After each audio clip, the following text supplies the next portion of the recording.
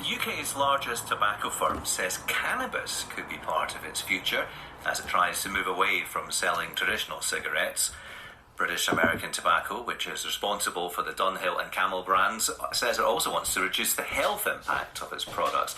And it comes as another big tobacco firm, Marlboro and Philip Morris, its owner Phil Morris, says it would back a ban on cigarettes. So is this a big turnaround or simply a rebranding which reflects consumer trends? Well, let's discuss with Matthew Chapman, lead tobacco reporter at the Bureau of Investigative Journalism, and Finn Wincherley, who's a marketing expert. Matthew, when you visit Philip Morris's website, it says Philip Morris International delivering a smoke-free future. I mean, that's quite an astonishing turnaround, isn't it? Yes, if you take that at face value, it's an astonishing turnaround. But we've been investigating Philip Morris for quite a while, and you'll notice that they are very heavily and aggressively marketing cigarettes still around the world, despite claiming they're after this smoke-free future. So they're trying to ride two horses at the moment. In some countries, presenting themselves as almost like a health brand, but in other countries continuing with the old model. Exactly, yeah. Their bosses recently said to the Sunday Telegraph that they want to be a wellness company, which is absolutely laughable because tobacco products still kill 8 million people a year, according to World Health Organization figures. And as I said, in developing countries, they're very much aggressively pushing these products. They're advertising cigarettes outside of schools. It's only in developing countries where you have much stronger regulations where they're talking about phasing out cigarettes, but that's because they've been forced to. But to be fair, when you look at some of these cannabis products, the CBD products, a lot of these do have health benefits for a lot of people. Exactly, yes. CBD does have proven benefits. I believe it's very good at treating epilepsy in some cases.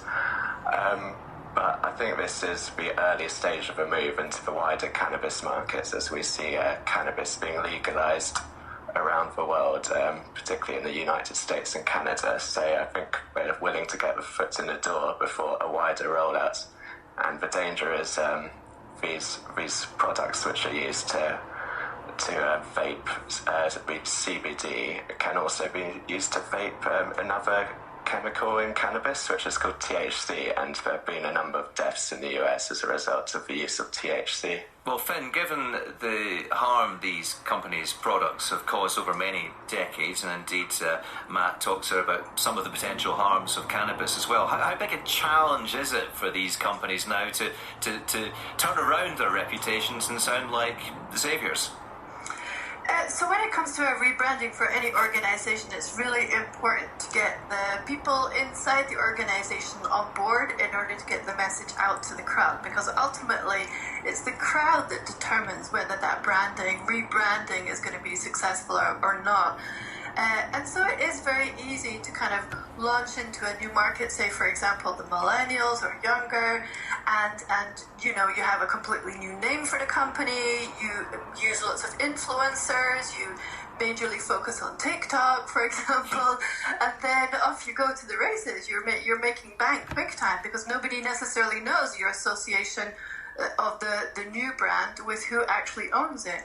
And this is quite a common feature of many of the big conglomerates like Coca-Cola and Diageo. You know, Coca-Cola, for example, owns Costa Coffee and Innocent Drinks, but nobody really knows that Coca-Cola is behind it all nowadays. Well, that's the thing. These companies, you know, Philip Morris and British American Tobacco, they don't really put the names of their companies in large lettering on their products, do they?